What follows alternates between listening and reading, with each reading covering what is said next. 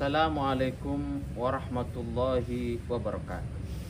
Bismillah, alhamdulillah, la haula wa la quwata illa billah. Allahumma salli wa sallim ala sayyidina wa maulana Muhammad Rasulillah wa ala alihi wa sahbihi wa mawala wa ba'd. Sahabat yang dirahmati Allah subhanahu wa ta'ala, akar kata zakat itu dari akar kata zakayaz, sama dengan akar katanya zakia, azka, dan lain sebagainya, yang artinya itu adalah berkah, tumbuh, berkembang, mensucikan, membersihkan, dan lain sebagainya. Artinya apa? Ketika kita mengeluarkan zakat, harta kita menjadi bertambah, menjadi berkembang. Kalau zakat fitrah berarti kita membersihkan, menyucikan badan kita. Berarti kalau kita zakat mal, kita membersihkan, menyucikan harta kita, baik secara material maupun secara spiritual. Secara material mungkin dari aset-aset yang kita kumpulkan, penghasilan yang kita dapatkan tidak 100% barangkali halal, mungkin bercampur dengan yang subhat, maka kita keluarkan zakatnya biar bersih dan suci. Itu secara material.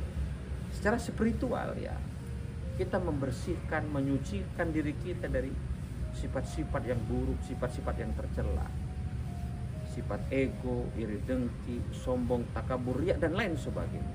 Itulah makna dari tutahhiruhum wa tuzakkihim biha, membersihkan dan menyucikan. Sahabat yang dirahmati Allah subhanahu wa ta'ala, hari ini ada yang kita kenal sebagai zakat profesi atau zakat pendapatan dan jasa. Karena banyak sekali profesi-profesi yang menghasilkan banyak uang, banyak sekali pekerjaan-pekerjaan yang menghasilkan banyak uang. Lalu bagaimana kemudian Islam menformulasikan zakat malnya? Yang pertama tentu bisa dilakukan setahun sekali, bisa juga dilakukan tiap bulannya. Kalau profesi-profesi seperti kontraktor, berarti dia sekali mendapatkan proyek. Tapi bagaimana dengan profesi-profesi yang punya penghasilan rutin, punya take home pay yang rutin? Misalnya dokter, pegawai negeri, karyawan, buruh, dan lain sebagainya. Berarti bisa dilakukan perhitungannya tiap bulan, bisa juga perhitungan itu dilakukan selama 1 tahun. Tapi intinya adalah kalau profesi-profesi itu kaitan dengan penghasilan yang tidak tetap, seperti pemegang proyek dan lain sebagainya, maka sekali mendapatkan langsung dihitung. Tapi bagi profesi-profesi yang punya penghasilan tiap bulannya, maka boleh dihitung setiap bulan, boleh dihitung setahun sekali. Nah, berapa nisabnya? Nisabnya itu setara dengan 85 gram emas. Artinya ketika sekali dia mendapatkan, bagi profesi yang tidak rutin pendapatannya seperti kontraktor tadi, maka sekali mendapatkan setara tidak dengan atau senilai tidak dengan 85 gram emas. Nah, kalau dia yang rutin yang tiap bulannya, kita hitung 1 tahun. Apakah dalam 1 tahun itu setara dengan 85 gram emas? Nah, 85 gram emas ini bisa juga dikonversi ke dalam rupiah, yaitu dalam tahun berjalan. Artinya 85 gram emas itu berapa nilai rupiahnya hari ini di tahun kita, tahun 2025. Itu emas per gramnya 1.080.000.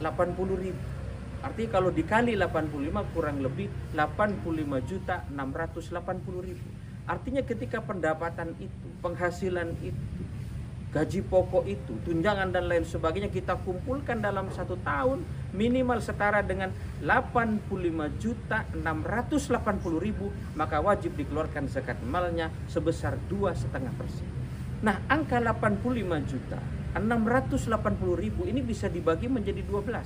Artinya untuk menghitung rata-rata pendapatan kita setiap bulannya, yaitu sebesar minimal 7.140.000. Kalau sudah gaji pokok ditambah tunjangan, mungkin pendapatan lainnya, take home pay kita yang bisa kita bawa pulang, kita bisa nikmati rezeki dari Allah, itu sudah setara 7.140.000 per bulannya. Saya ulang, 7.140.000 per bulannya, maka wajib dikeluarkan zakat malnya 2,5%. Mudah-mudahan yang sedikit ada guna manfaatnya untuk kita semua. Syukran wa tumtum fil khair wal barakatuh. Assalamualaikum warahmatullahi wabarakatuh.